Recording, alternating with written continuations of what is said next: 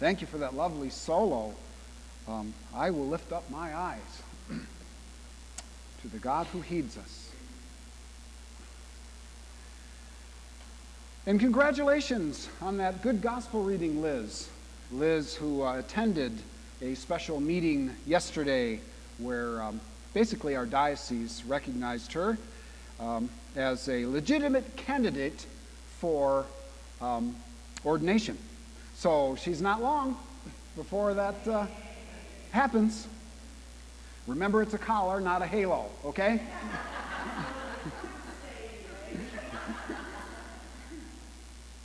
So happy for you. And I'll tell you, I've tried and tried. I would like to hone my sermons down to about 10 minutes, but lately I've been reading a little bit from some of the great Anglican preachers, Jewel and Cranmer and Hooker and Andrews, and they all preached for about an hour and a half. So I guess, 12 minutes isn't so bad after all. Of all the parables that Jesus told, I find this one to be the most difficult of all to interpret. In a sense, it invites us to think about our possessions, our treasures, our money, as we talked about with the kids, and how everything that we have comes from God, one way or another. Scripture tells us that the earth is the Lord's and everything in it, everything. Proverbs tells us to honor the Lord with our possessions. Where your treasure is, Jesus said, there your heart is also. This October during our pledge drive, let's remember that stewardship is not about giving money. It's about giving everything. Time, talent, and treasure. It's about investing in what is important. It's about loving what God loves. It's about giving to something that will last. God's kingdom. Now, an angel gave a dying man permission to take some of his riches to heaven. The man happily stuffed several solid gold bars in a backpack. Strapped that backpack, and sure enough, standing at heaven's gate, St. Peter let him in as he asked, "Tell me, what's in the backpack?" The man showed him the gold. And St. Peter laughed. "You mean you brought pavement up here?" Heaven works under a different economy than earth. Before we dig into Jesus' story, let's remember what a parable is, shall we? Parabolo in the Greek means to throw something next to something else, to throw next to. So, if there's something that we don't understand much about, we throw next to it something that is familiar. So the parable takes us from what we do know to something that we know little or nothing about, thereby taking our knowledge of nothing to something and our unknowing to knowing. And I'm sure that clears it all up for you. Let's just say a parable is a story of contrast. And it usually has one major point. This parable is puzzling. I mean, is the manager a good guy or a bad guy? And what got him into trouble anyway? In what sense does the master approve of what the manager did? Is the master the rich man, or is the master God? And what is the point anyway to this parable? The biblical writer Luke sat at his desk one day. He had just finished writing the prodigal son in the previous chapter, and then he sighed. What shall I write next? He reached for that pack of index cards, those cards of unused notes that he's kept through his life. He slipped the rubber band off of it, and he created this story, which I believe is about grace and salvation. Let me tell you how I got there.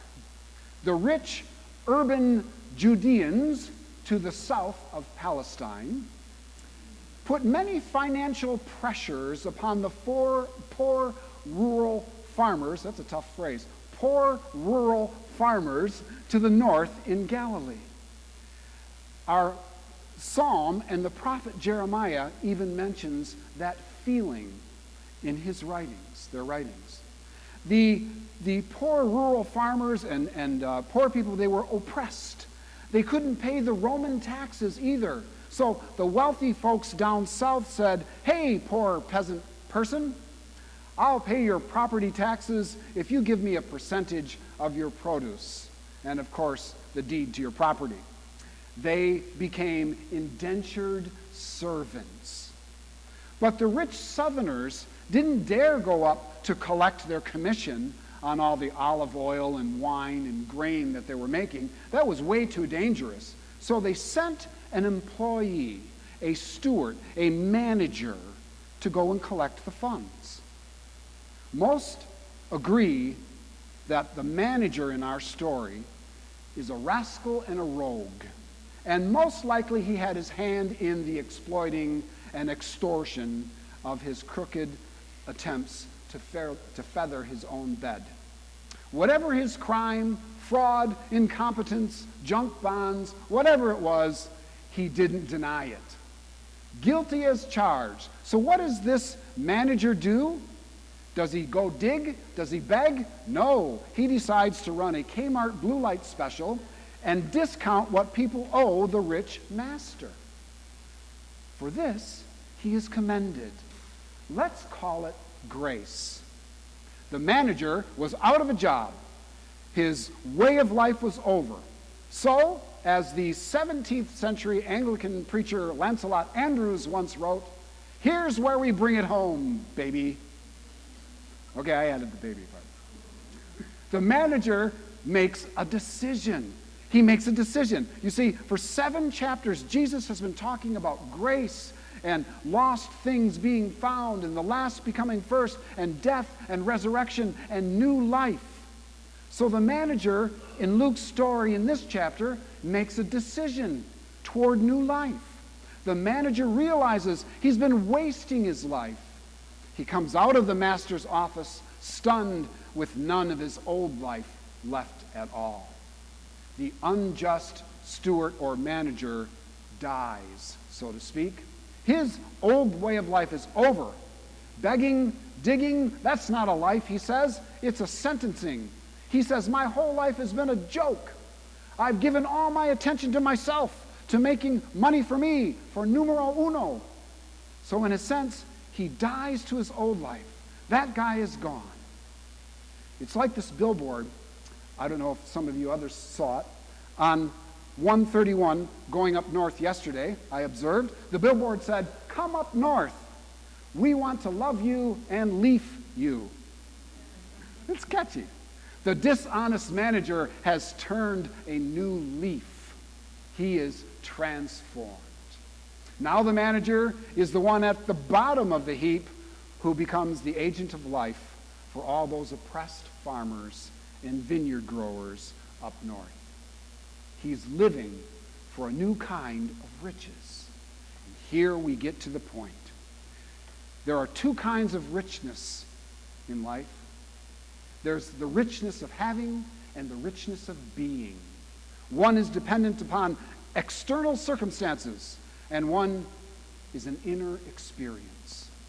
When folks think, if only I could have my dream house, if only I could have a bigger salary, a better car, straighter teeth, a little cherub nose would be nice, and youth and enough money. But what they're really wanting is a richness of being, gratitude and joy and peace. This is really what society is crying out for, to know that there is a source to the universe who cares about them. Even in the midst of political upheaval, volatile foreign affairs, crime and violence, and killer mosquitoes buzzing about, all will be well because Jesus is my all. Richness of having means getting more stuff. Richness of being means giving more stuff. And one day we will have to give an account of how we handled what God has given us. So in a sense, we are all managers. One time, I borrowed a friend's truck. It's a pickup truck because I had to pick up something big in the next day. So we just left it with me. It sat in our driveway. Our car was still in our garage. Now, in our family, we have 2 drivers, and somebody got into that car, in the garage and backed out without checking the rear view mirror. And boom, ran right into that truck. I don't want to say who it was because I might embarrass the person. But it wasn't my wife, okay? And I had to return the vehicle. I said, here's your truck that you entrusted to me. I didn't do really well with it. I'm sorry. You see, I had an accident in the driveway. It's not my stuff. One day I will have to give an account. The unjust manager realized how best to use what God had given him to ensure a secure future. Now, Jesus told this other story about a guy who died and went to heaven, and he approached the pearly gates, and he was met by a Russian roadhouse bouncer named Sergei. I'm just trying to keep you awake now. And Sergei said, enter. And then Jesus gave him a big hug and said, welcome, good and faithful servant. And the guy looked around and he said, what, who, me? You talking to me?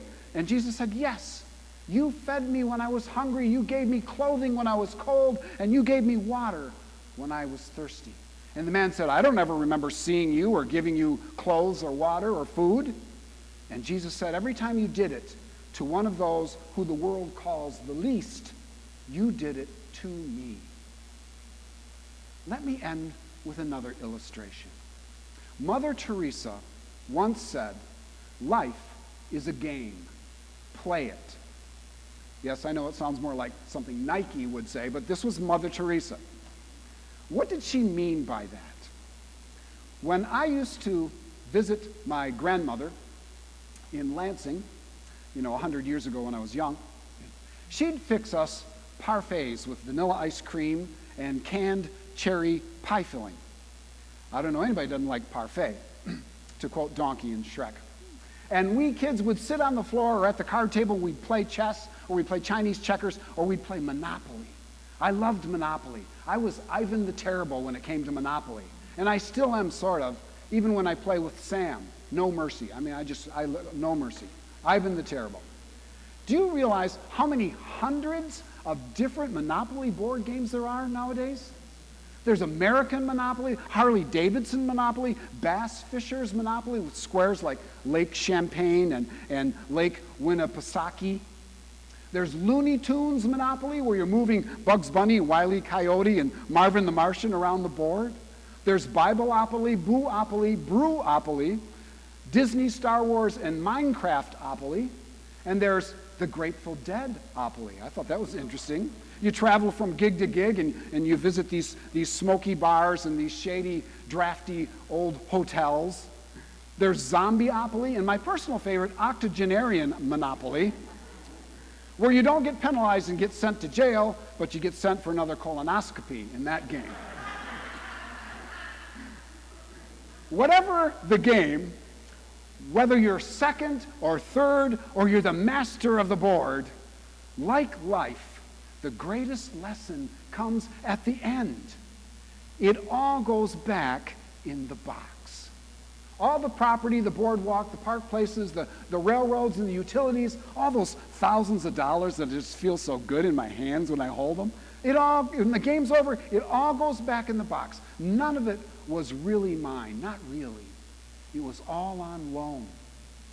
You are a ceaseless being with an eternal destiny in the universe of an unimaginably good God. And what brings contentment? To serve him only. To know truly matters on this earth is the stuff that you can't smuggle through the pearly gates in a backpack, because it all goes back in the box. So Jesus is asking us a question. How are you playing the game? Amen.